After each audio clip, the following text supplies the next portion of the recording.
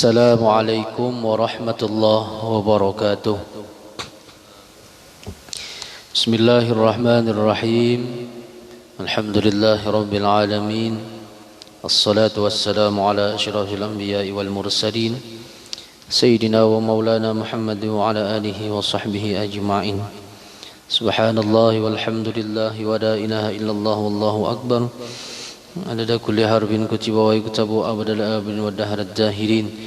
Subhanaka la ilma lana illa ma 'allamtana innaka antal alimul hakim wa tub 'alaina innaka antat tawwabur rahim. Rabbi shrah li sadri wa yassir li amri wahlul 'uqdatam min lisani yafqahu qawli.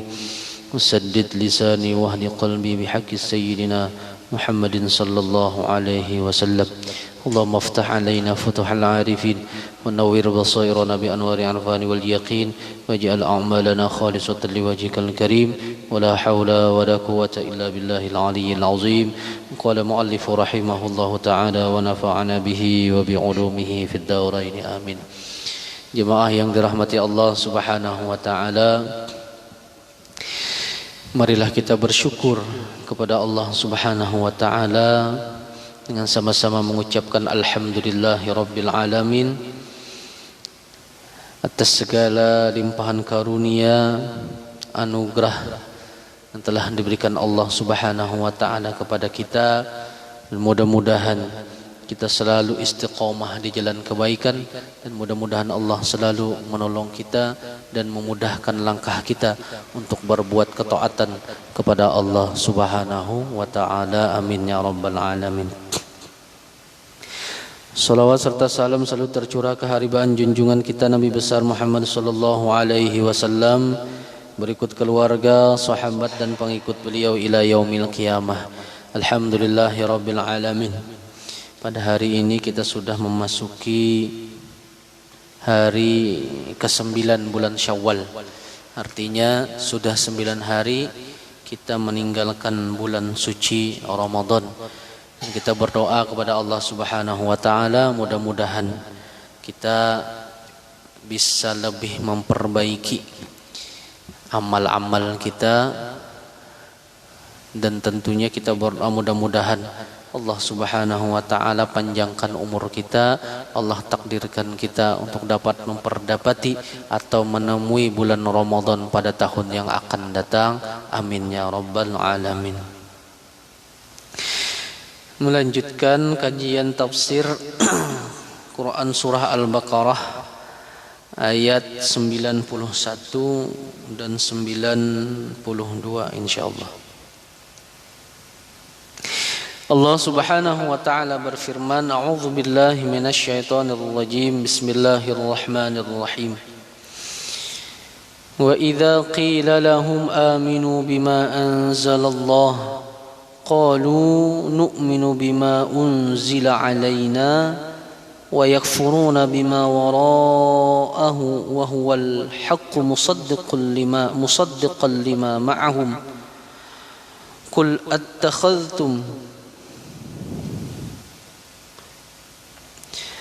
قل فلم تقتلون أنبياء الله من قبل إن كنتم مؤمنين ولقد جاءكم موسى بالبينات ثم اتخذتم العجل من بعده وأنتم ظالمون. Shadaqallahul azim.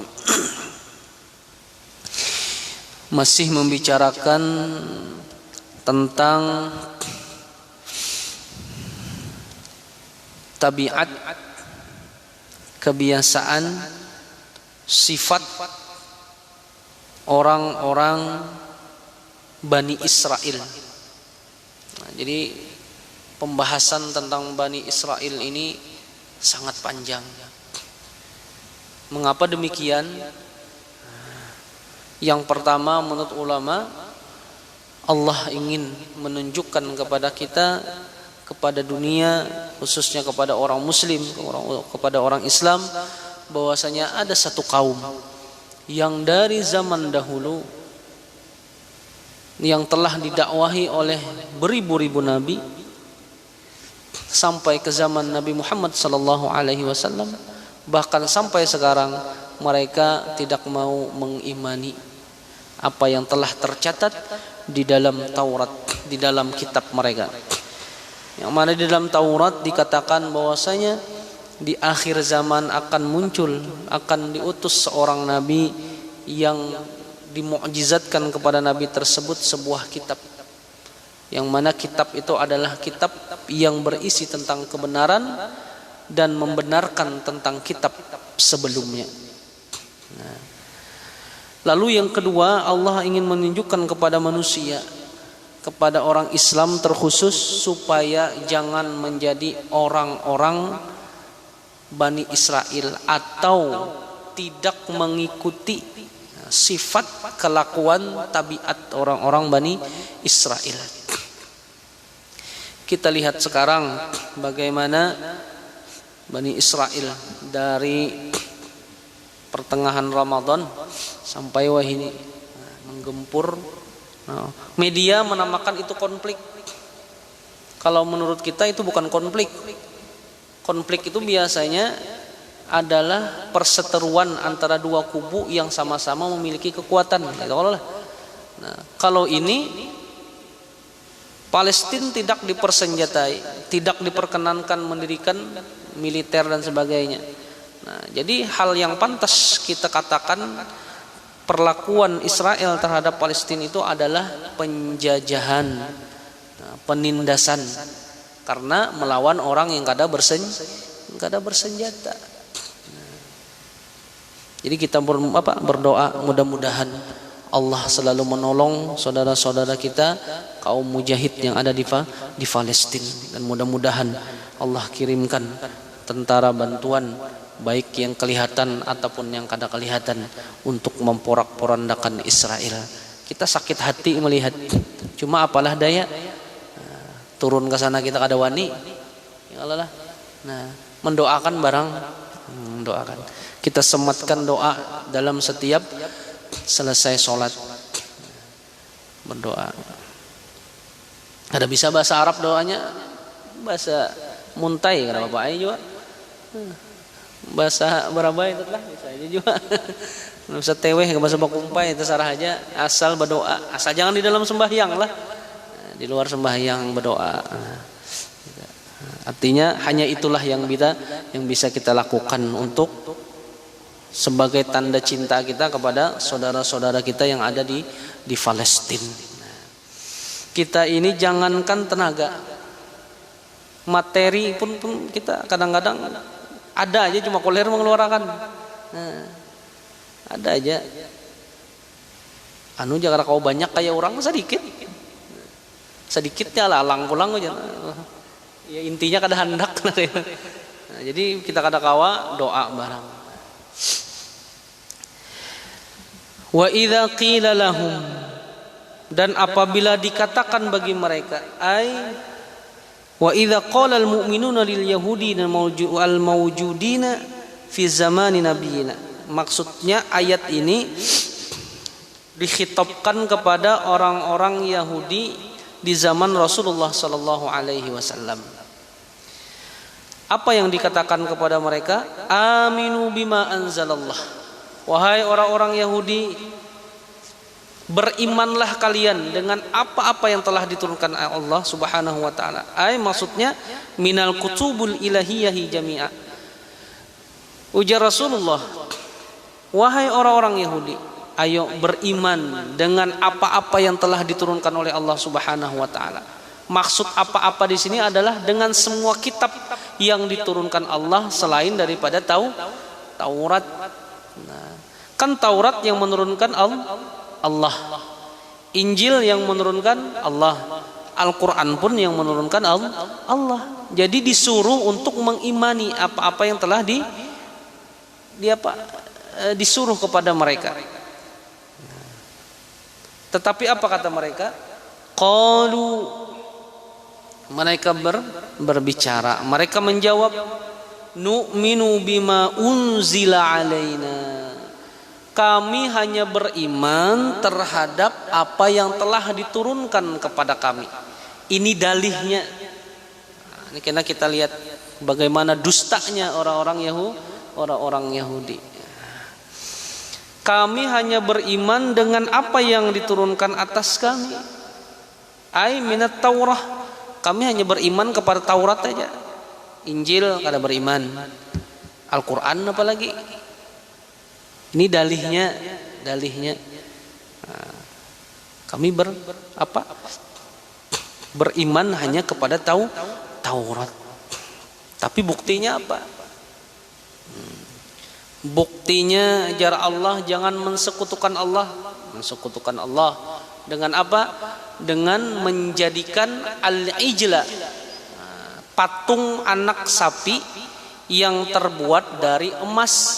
Emasnya emas cuntanan. Dari mana? Dari wadah Fir'aun. Kan sudah kita bahas pada yang telah lewat.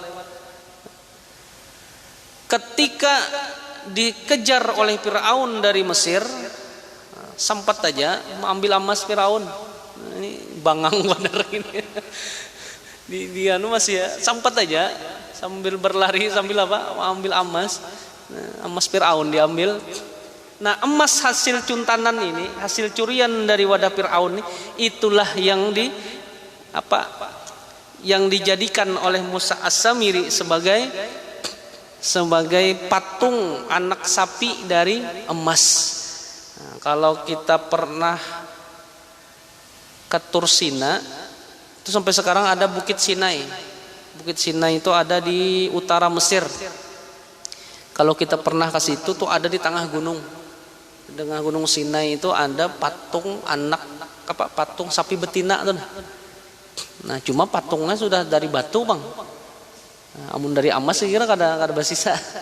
Nah, cuma kada tahu apakah itu patung itu yang memang bujur yang dari zaman Nabi Musa itu atau itu hanya replika aja. Nah, kita kada tahu, cuma ada di atas itu. Ini jur peguruan juga, Bang lah. Kita kada suah juga situ.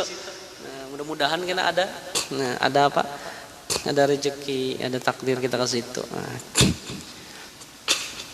Cuma jangan tersalah juga lah.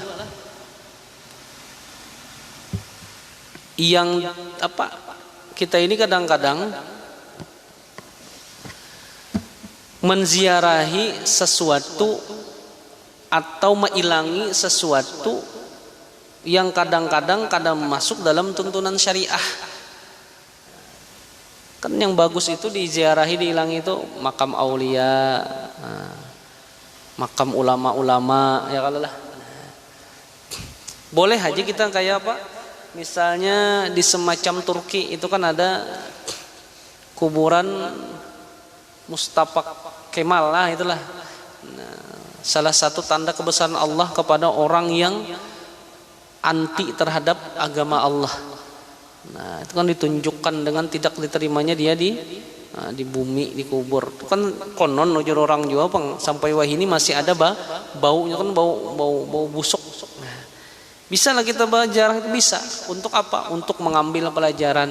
Nah, mengambil iktibar. Atau ke piramid Firaun kita hilang. Kemana ikam? Bailang hidang sanak jangan orang sambat nengah itu. Ke makam Firaun, misalnya ke piramid di Mesir. Untuk apa? Untuk mengambil pelajaran. Nah, kan ziarah itu tujuan apa? Tujuan yang paling intinya ialah untuk mengingat kematian. Nah, kalau berziarah dan mengambil iktibar, kada sekedar berjalanan wara gitu. Nah, supaya dapat pahala. Jadi mereka mengatakan kami hanya beriman dengan apa yang diturunkan kepada kami, yaitu hanya beriman kepada Taurat. Kami kada hendak beriman kepada Al-Quran. Padahal kalau mereka beriman kepada Taurat menyuruh beriman kepada Al-Quran, maka Al-Quran pun diikuti. Kan kayak itu logikanya nih. Taurat menyuruh bahwasanya di akhir zaman akan diutus seorang nabi, yang nabi ini membawa satu kitab. Seharusnya ketika dia berkata beriman kepada Taurat, harus juga beriman kepada Al-Quran. Ini dalih aja. Kam Islam puasa lah. Puasa garing. Nah, cuma garingnya diulah-ulah. Nah, itu kan hanya pengakuan aja. Kamu anilah masuk ke hutan sana sorangan. Bah, jangankan hutan, guha gina aku masuki. Nah, misalnya kayak itu. Cuma hanya di muaranya sudah takutan. Nah itu kan panderwara ibaratnya. Nah, dalih aja. Dalih orang-orang Yahudi untuk menutupi kekufuran mereka.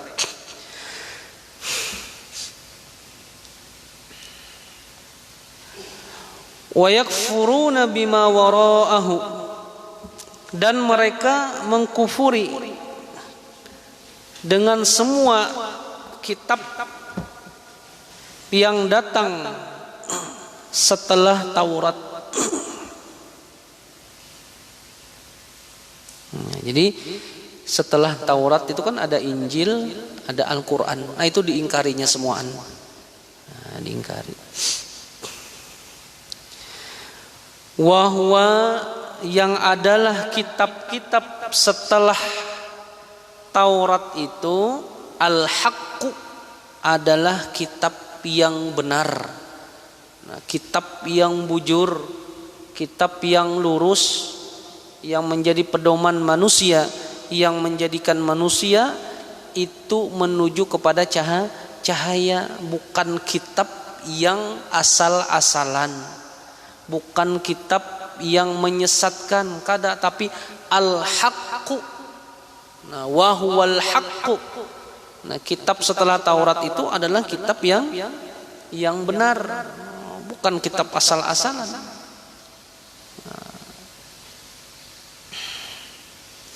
Musaddiqan lima ma'ahum, yang membenarkan kitab itu, lima ma'ahum, dengan kitab yang ada di orang-orang Yahudi. Nah, jadi Al-Quran itu membenarkan apa yang ada di Taurat.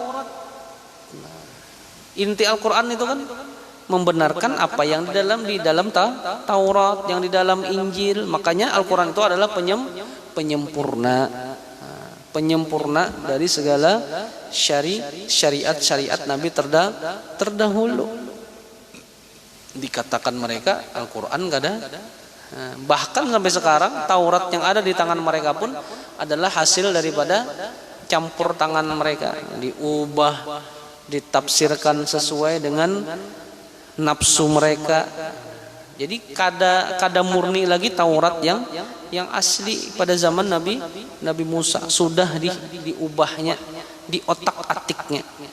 Apabila ada ayat yang mendukung dengan perbuatan mereka, tetap ditulisnya. Tapi kalau ada ayat-ayat atau surah-surah yang akan mengalihinya, nah itu dihapusnya. Kayak kita kan di Al-Quran itu banyak ada, misalnya untuk pedagang, wailul lil mutaffifin. Nah, celakalah bagi orang yang mengurangi timbangan. Nah, itu kan ada ayat. Nah, ada misalnya ayat seperti ini kada dipakai, kada disampaikan. Kenapa? Karena supaya kada mengganggu profesi sebagai pedagang misalkan. Nah, yang seperti itu ditinggalkan. Tapi kalau ada yang mendukung dengan sesuai profesinya, wah dipakainya yang itu. Nah, ini kelakuan orang Yahudi. Nah, ayat-ayat dihapus, diganti dengan sesuai nafsu mereka. Nah, di sini mereka mengatakan mereka beriman kepada Taurat, tapi kada beriman kepada Al-Quran. Nah, di sini dia Pak, bahasa kita, Allah menyuruh Rasulullah untuk bertanya, cuma pertanyaannya bukan untuk dijawab. Pertanyaannya untuk menghinakan orang Yahudi itu sendiri. Qul, katakanlah wahai Muhammad kepada mereka, ketika mereka mengatakan beriman dengan Taurat, falima taqtuluna anbiya Allah min qabl. Kalau bujur-bujur beriman, kenapa membunuh nabi-nabi Allah? Nabi Yahya, Nabi Zakaria, bahkan Nabi Isa pun hendak dibunuhnya. Ini kelakuan pedatuannya sampai berjalannya waktu, sampai zaman Nabi Muhammad. Tetap kelakuan daripada pedatuannya ini dilakukannya pada zaman Nabi Muhammad. Nah, kan yang dilakukan oleh orang-orang Bani Nazir, Bani Kainuqa, orang-orang Yahudi di zaman Rasulullah Sallallahu Alaihi Wasallam. Diperanginya Nabi. Kadangkala secara nyata, secara tersembunyi, kan ya, kalau secara kekuatan pada zaman Rasulullah, ketika itu Rasulullah sudah mendirikan negara Islam di Madinah, itu kada mungkin lagi dengan kekuatan, tapi dengan cara bersembunyi-sembunyi. Rasulullah diracuni, propaganda dilakukan, mencari dukungan sana sini, mengatasnamakan orang yang berperang, inya di belakangnya. Dan sampai sekarang pun tetap kayak itu kelakuannya.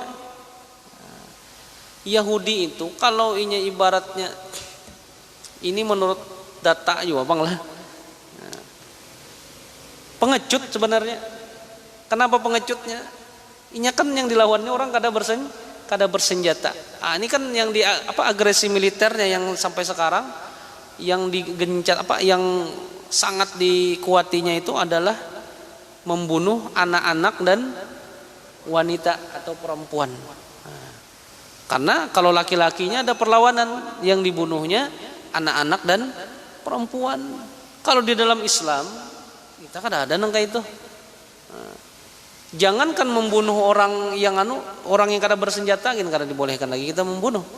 Ini anak-anak dan wanita dan perempuan. Kenapa demikian? Karena kita tarik lagi sejarah ke belakang, kepedatuannya bahari. Siapa yang dibunuhnya? Nabi. Terus ke zaman Nabi Muhammad, siapa yang ditujunya? Nabi. Kalau sekarang, kalau kita tarik benang merahnya, kenapa mereka membunuh anak-anak? Karena anak-anak ini adalah cikal bakal yang menjadi pewaris Nabi. Karena rata-rata anak-anak di Palestina itu hafal Al-Quran. Itu dari umur 5 tahun, itu wajib anak-anak Palestina itu datang ke masjid 5 waktu. Untuk apa? Untuk menyetor hafalan. Jadi umur 13 tahun, 14 tahun, 15 tahun hafal Al-Quran. Teradat gitu. Jadi setiap 5 waktu itu wajib ke masjid untuk nyetor hafalan. Nah, jaga kita kayak itu di sini, Pak. Jadi 5 waktu, habis maghrib berjamaah, habis jamaah setor hafalan. Isya pulang setor lagi. 5 waktu, Bang. Anggap sehari itu misalnya selembar bolak-balik misalnya, setor. Kali itu berapa hari, berapa tahun? Umur 13, 14 tahun hafal Al-Quran. Rata-rata orang-orang Palestina gitu. Nah, inilah yang ditakuti oleh orang-orang Yahudi. Makanya anak-anak itu luar biasa dibunuhnya. Dan kenapa perempuan yang dibunuhnya? Karena yang melahirkan anak-anak itu siapa? Perempuan kalau. Nah, biar lakiannya satu yuk, kamu babinian nggak ada. Kada kawa beranak. Nah, jadi apa yang memang intinya ditujunya? Nah, itu kelakuan Yahudi. Dan yang memprihatinkan, kita orang Islam ini seakan-akan kada tahu menahu. Kalau kita orang awam wajar. Kenapa kita kada ada bisa kekuatan? Nah, kalau orang yang memang ada kekuatannya, ya ayolah ibaratnya suarakanlah. Paling kada bersuara gitulah. Jangan berdiam aja. Ini saudara kita nih, ya, saudara. Nah, kalau kalian memang beriman kepada Taurat, tujuh Rasulullah, falima taqtuluna anbiya Allahi min qabl. Tapi kenapa kalian membunuh nabi-nabi Allah pada zaman dahulu? In kuntum mu'minin, jikalau kalian beriman. Berarti kalau inya melanggar, itu berarti kada beriman, dusta, pander aja.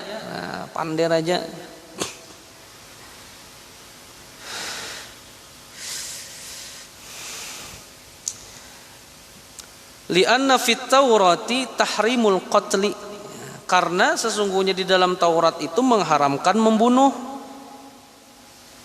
secara keseluruhan dengan alasan yang tidak dibenarkan. Lah, membunuh itu ada yang alasan dibenarkan.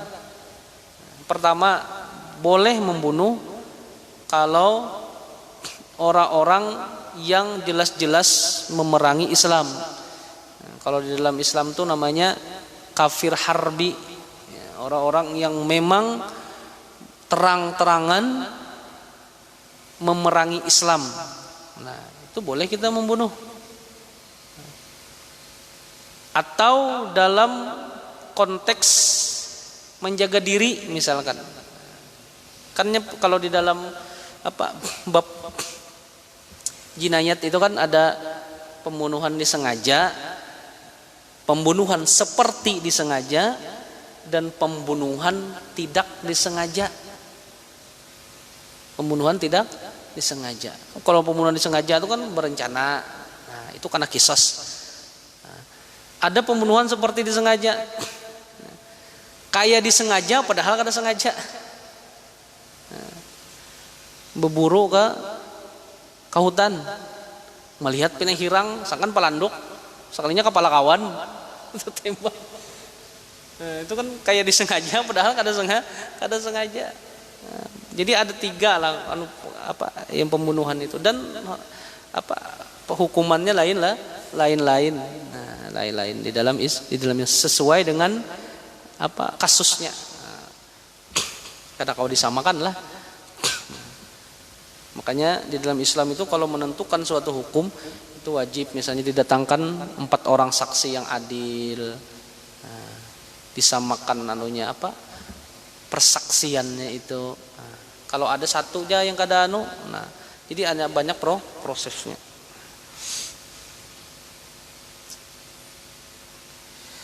Wa dzalika li anna at-Taurata dallat ala anna al-mu'jizata tadullu ala as-sidqi.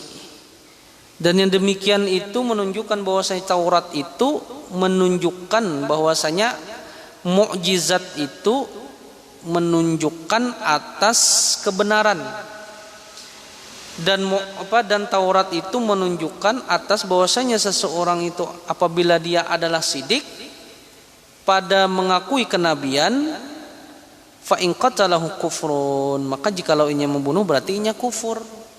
Nah, maksudnya kayak ini, Taurat itu adalah salah satu mukjizat daripada Nabi Musa. Kan yang yang diterima di Bukit Tur Sina atau Bukit Sinai. Ya, setelah Nabi Musa kembali disuruh oleh Allah untuk mengambil Taurat itu di Bukit Sinai. Nah, itu kan salah satu mukjizat daripada Nabi Musa. Yang ketika Nabi Musa menerima mukjizat ini, berarti Taurat itu memang benar dari Allah Subhanahu wa taala. Kalau itu dari Allah Subhanahu wa taala, maka Taurat itu mengajak kepada keimanan. Kalau orang mengikuti Taurat, berarti dia beriman. Ketika dia beriman, berarti kalau dia membunuh berarti kufur, kan kayak itu. Nah, intinya? Jadi kalau inya mengaku beriman berarti dusta gitu, kufur karena membunuh bukan manusia lagi yang dibunuhnya, nabi. Nah, ini keleliwaran, nabi aja dibunuh.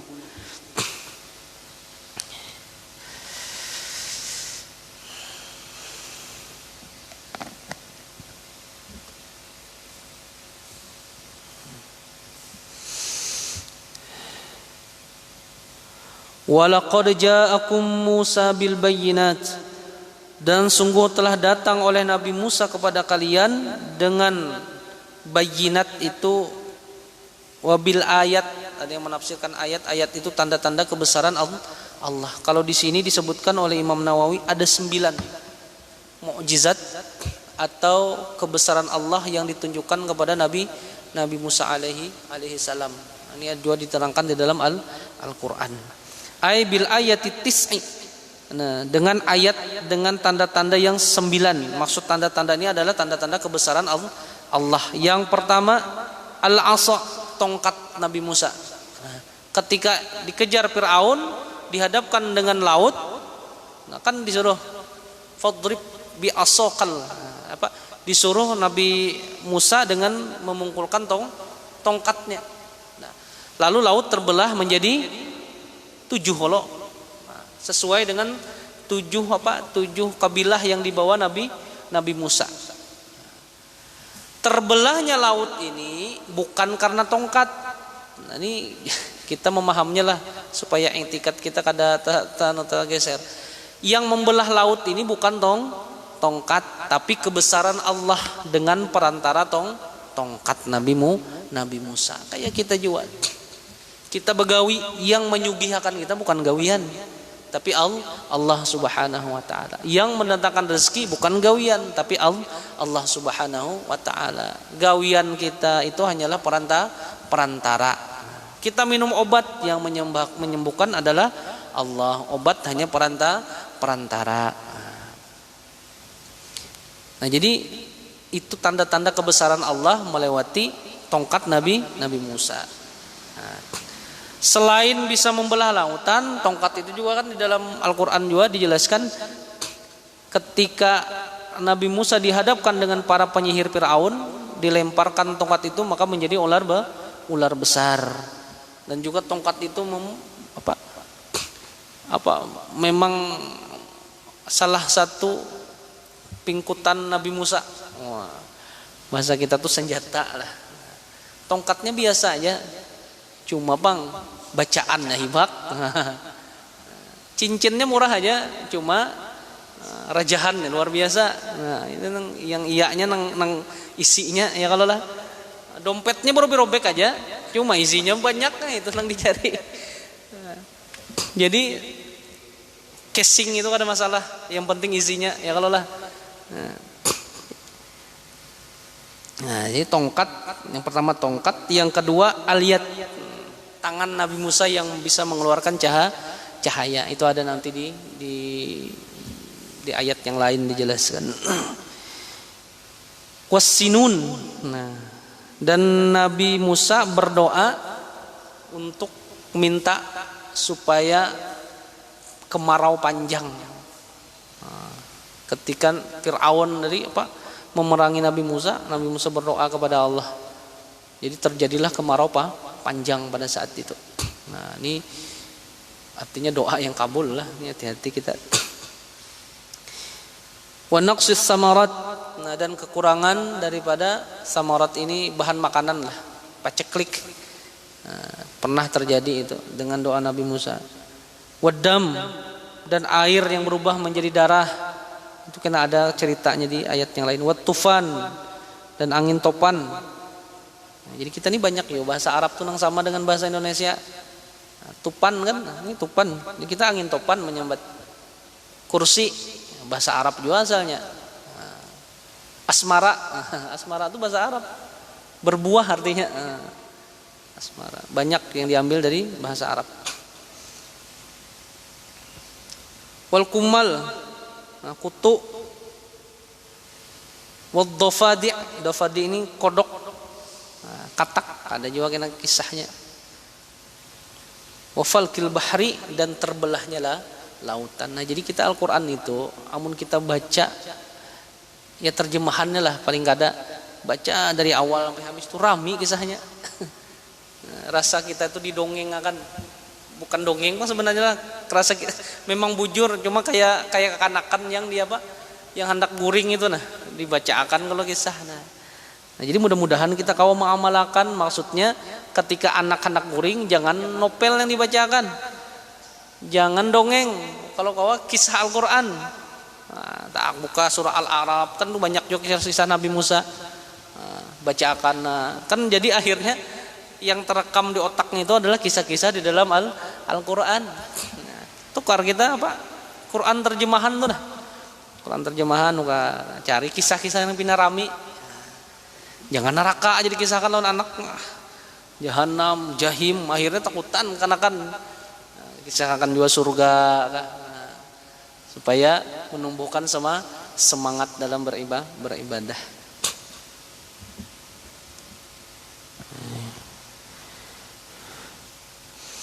Walaqad ja'akum Musa bil bayyinat, ketika Nabi Musa telah datang dengan berbagai tanda kebesaran Allah, orang-orang Yahudi, orang-orang Bani Israel melihat dengan mata kepalanya kayak apa mukjizatnya Nabi Musa yang diberikan oleh Allah Subhanahu wa taala. Tsummattakhadhtumul ijla, tetapi yang mereka lakukan adalah mereka menyembah berhala. Nyata aja sudah Nabi Musa itu dengan segala mukjizatnya. Kayak apa Nabi Musa membelah laut, kayak apa Nabi Musa memukul batu lalu terpancar dari batu itu 12 mata air ya, itu sudah dilihat dengan mata kepala, tapi tetap aja kada beriman. Tsummattakhadhtumul ijla mim ba'dihi, mereka menyembah patung yang terbuat dari emas cuntanan. Nah, setelah Nabi Musa pergi ke Bukit Tursina, sebenarnya dilarang orang-orang Yahudi ini, orang-orang Bani Israel ini untuk menyembah apa? Menyembah berhala. Siapa yang melarang? Itu Nabi Harun, saudara daripada Nabi Musa. Cuma Nabi Harun ini kada setegas Nabi Musa. Bahasa kita tuh menagur itu jangan pang nangka itu. Ikam nagur-nagur kapek nih. Ya gawi aja ibaratnya gitu. Kada tapi tegas. Amun Nabi Musa lawan tetempelengnya menagur. Kan Nabi Musa tuh kuat orangnya, tegas. Kalau Nabi Harun ini cuma satu, Nabi Musa itu biar tegas, orangnya cadel. Cadel itu bepander kada tapi paseh. Kalau Nabi Harun ini biar kada tapi tegas, cuma harat bepander nih paseh. Nah, singapodium lah jadi orang. Cuma dari sikap kurang tegas. Nah, kada kawa Nabi Harun melarang, tetap aja mereka melakukan itu. Wa antum zalimun. Nah, ay kafiruna bi ibadati, kalian ini adalah orang-orang yang kafir, orang-orang yang kufur terhadap Nabi Musa, terhadap Allah Subhanahu wa taala. Kenapa dibawa dengan kalimat zalimun? Zalimun itu diambil dari kata zalama yazlimu, zulman, gelap. Nah, jadi orang yang zalim itu kalau secara bahasa, secara hakikatnya adalah orang yang berbuat di dalam kegelapan. Setiap orang yang zolim itu sebenarnya inya kada menzolimi orang, kada menyakiti orang, tapi menyakiti dirinya seorang. Itu hakikatnya. Kenapa? Karena berbuat di dalam kegelapan. Kayak kita berjalan di hutan enggak tabrak terus ya kalau lah. Menyakiti diri kita. Nah, tapi kalau orang yang taat, nah orang yang taat itu kan karena dia berilmu, ya Allah, al ilmu nurun, lawan daripada zolim itu adalah ilmu. Jadi kalau orang berilmu berarti dia berbuat di dalam cahaya. Nah, makanya setiap perbuatan kita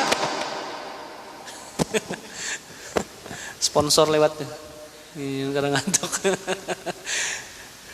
Nah, jadi lawan zolim itu ilmu itu cahaya. Jadi kalau orang begawi dengan ilmu, maka sama dia berjalan di cahaya. Makanya setiap perbuatan itu kalau dilandasi ilmu, maka sama saja dia berjalan di dalam cahaya. Nah, karena ilmu itu dalam Islam adalah sangat penting.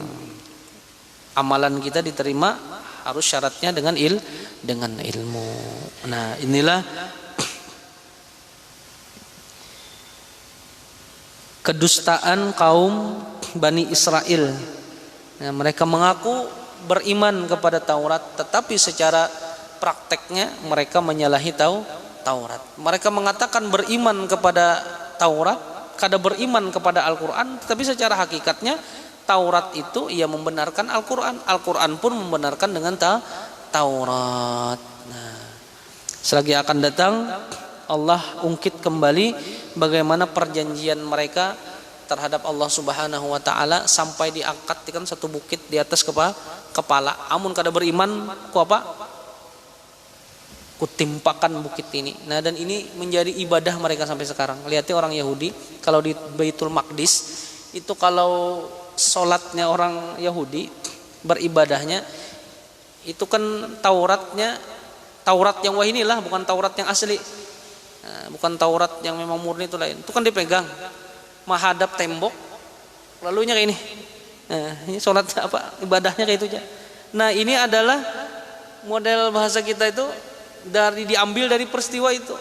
Karena kan pada waktu itu mereka, Taurat itu dihadapkan kepada mereka, ujar Allah, imani kada, kalau kada beriman kutimpakan bukit ini ke atas kepala kalian. Kan kayak itu loh. Nah, ya, kayak itu bang ibadahnya. Nah, dan di sininya ada kupiah halus. Kupiah halus itu adalah model bahasa kita tuh daripada bukit itu.